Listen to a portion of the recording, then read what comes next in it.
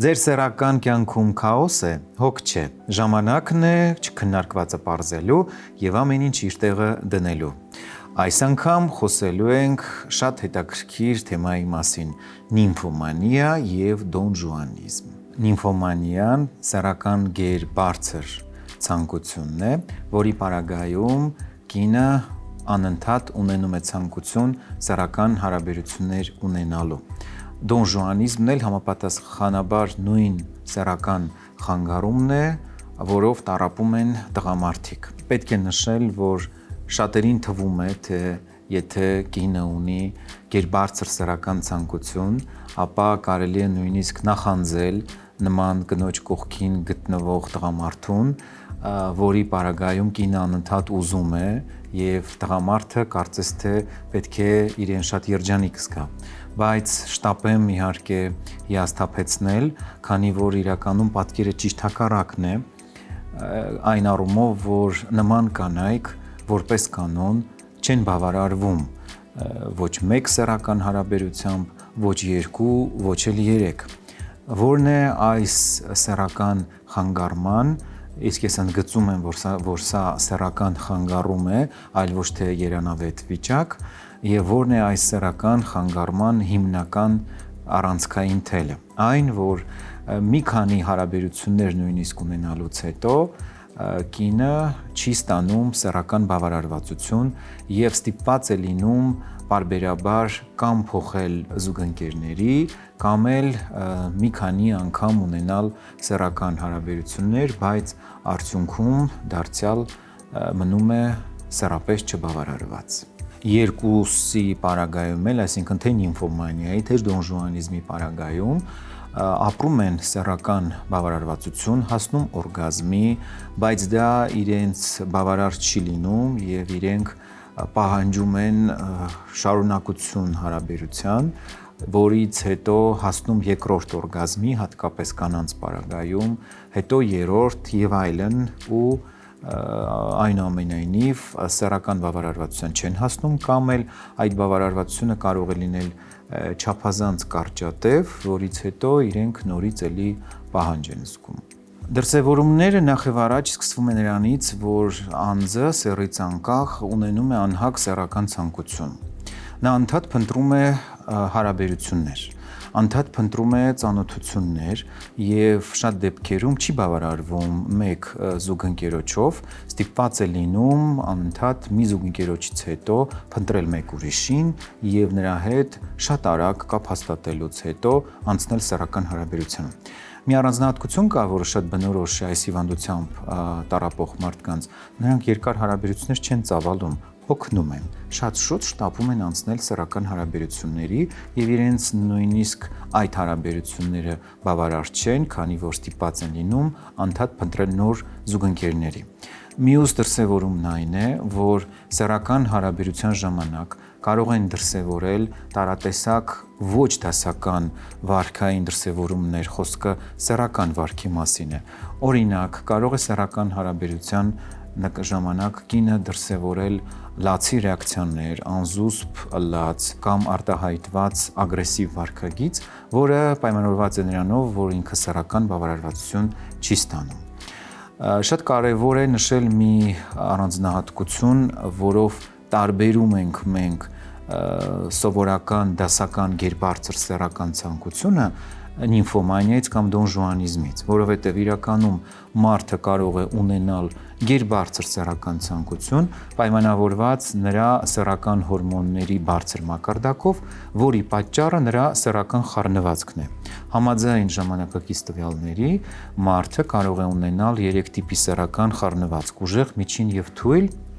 սրանք էլ իրենց հերթին կապ ունեն գենետիկայի հետ, ձեռք բերած և նաև հղիության ընթացքում ձևավորման տարբեր տեսակի դրսևորումների և ծնվելուց հետո մարդը կարող է ունենալ կամ ուժեղ, կամ միջին, կամ թույլ տիպի սեռական խառնվածք։ Հիմա, եթե տղամարդը կամ կինը ունեն ուժեղ տիպի սեռական խառնվածք, հետևաբար իրենց սեռական պահանջմունքներն էլ բնականաբար լինելու են սովորականից բարձր, և այդ դեպքում անձը կարող է դրսևորել սեռական ակտիվություն, ունենալ ակտիվ ակտիվ սեռական հարաբերություններ, բայց տարբերվում են նիմֆոմանիայից եւ դոնժուանիզմից նրանով, որ այս պարագայում ինքը ստանում է սեռական բավարարվածություն, ստիպված չի լինում փոխել զուգընկերներ, չի դրսևորում տարբեր տեսակի ռեակցիաներ, որոնք որ կան նիմֆոմանուհու եւ դոնժուանիզմի պարագայում, եւ ամենակարևորը ունենում է շատ դեպքերում մշտական զուգընկեր կամ զուգընկերուհի եւ իր սեռական ակտիվությունը դրսևորում է այդ սեռական շրջանակներում։ Ձեզնից շատերը հավանաբար լսել են կամ տեսել են նիմֆոմանուհի ֆիլմը Լարս ֆոն Տրիերի, որի հիմքում ընկած է հերոսուհու խնդիրը, բայց ցավոք սրտի շատերի մոտ ստեղծվել է թյուր պատկերացում եւ դրանով պայմանավորված նաեւ համապատասխանաբար սխալ մեկնաբանումներ կապված հերոսուհու վարքագծի հետ։ Իրականում հերոսուհին տառապում է հենց այս հիվանդությամբ։ Նիմֆոմանուհին այս դեպքում այն կերպարն է, որը ունի այս հիվանդությունը եւ սա, եթե ավելի ընդարձակենք փակագծերը, կարող ենք ասել, որ նաև հոգեկան խանգարման տեսակ է, որովհետև սեռական այս հիվանդությունը իրենից ներկայացնում է վարքային շեղում, որի պարագայում անձը ունենում է անզուսպ անկառավարելի սեռական վարքագիծ եւ անընդհատ փոխում է զուգընկերների։ Եվ դրանով հրապուրված շատերը իհարկե ֆիլմը ընկալել են հենց այդ եղանակով, թե հերոսուհին ունի բարոյականության հետ կապված խնդիրներ, անբարոյական է, նույնը նաև տեղի ունեցել պիեսի բեմադրման ժամանակ, որի պարագայում դարձյալ էլի ստեղծվել է թյուր պատկերացում։ Իրականում հերոսուհին տառապում է այս հիվանդությամբ, որը ունի այն դրսևորումներ, ինչի մասին արդեն մենք խոսեցինք։ Իդեպ նույն տրամաբանությամբ իհարկե բնութագրվել է տղամարդկանց պարագայում նկարագրված խնդիրը, որի հերոսը Դոն Ժուանը ձեզ բոլորի ծանոթ ֆիլմից, ստեղծագործություններից նույնպես տառապում էր այս հիվանդությամբ եւ դրսևորում էր սեռական ակտիվություն, պարբերաբար փոխելով զուգընկերուհիների, բայց դարձյալ չստանալով սեռական բավարարվածություն եւ դրանով պայմանավորված երևույթն էլ նկարագրվեց դոնժուանիզմ։ Անդրադառնալով պատճառներին, պետք է նշեմ, որ պատճառները այս դեպքում կապված են լինում հիմնականում ժամանակին չհայտնաբերված հորմոնային խանգարումների, որոնք նորմայից մի քանի անգամ գերբարձր են լինում, խոսքը սեռական հորմոնների մասին է, եւ պայմանավորված են լինում տղամարդկանց եւ կանանց պարագայում սեռական գեղձերի ուռուցքային հիվանդություններով պայմանավորված սեռական գեղձերի գերակտիվ աշխատանքի հետ, որի արդյունքում իհարկե փաստորեն խախտվում է բալանսը սեռական հորմոնների եւ ավելցուկի պայմաններում փաստորեն արյան մեջ անընդհատ արտանետվում են մեծ քանակությամբ սեռական հորմոններ, որոնք անընդհատ բերում են պահանջմունքի եւ պահանջմունքն էլ բերում է համապատասխան վարքագծի դրսևորմանը։ Մյուս պատճառը իհարկե պետք է փնտրել ուղեղային կառույցներում, բարձել թե արդյոք կան այնտեղ խնդիրներ թե ոչ,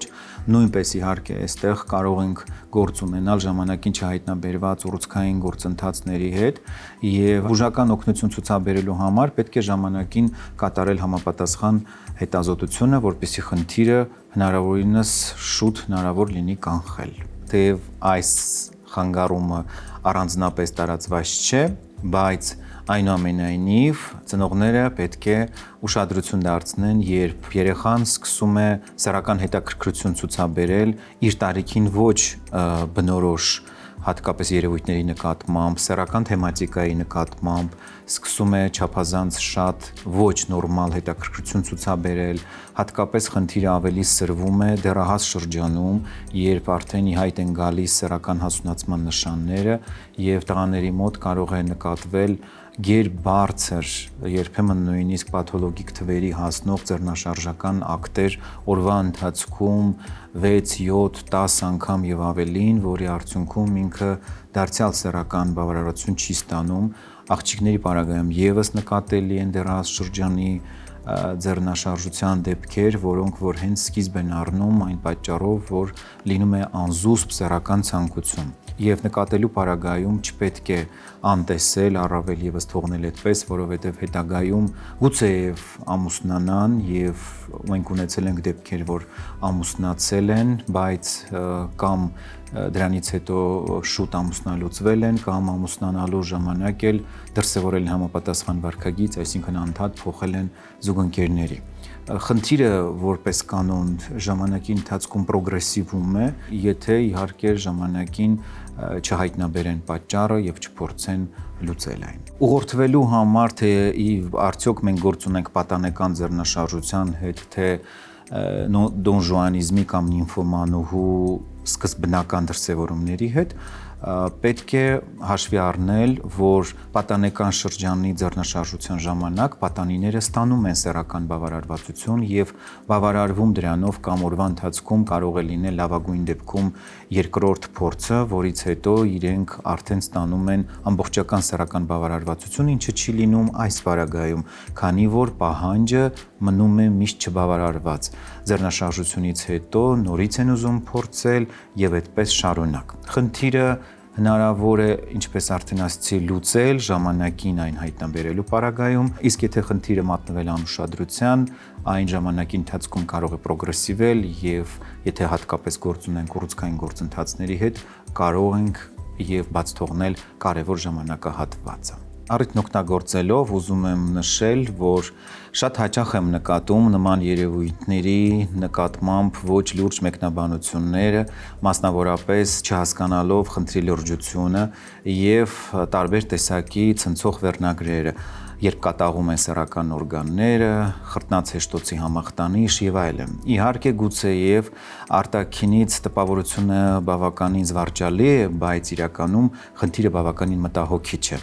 Եվ նման խնդրի պարագայում անպայման իհարկե պետք է շուտապույտ դիմել բժշկի, խնդիրը ժամանակին կանխելու, բարդություններից խուսափելու համար, քանի որ խնդիրը իր բնույթով եւ դրսեւորմամբ մնացած սեռական խանգարումներից զգալիորեն տարբերվում է։ Եվ եթե ձեր շրջապատում դուք ունեք նման ծանոթ կամ գիտեք նման մարդու, մի շտապեք նրան պիտակավորել, քանզի դուք չգիտեք, թե ինչու է խնդիրը առաջացել եւ ինչ վիճակում է գտնվում տվյալ անձնավորությունը։ Մնացեք մեզ հետ։ Այս թեմայով առջևում հարցազրույցն է հոգեթերապևտի հետ։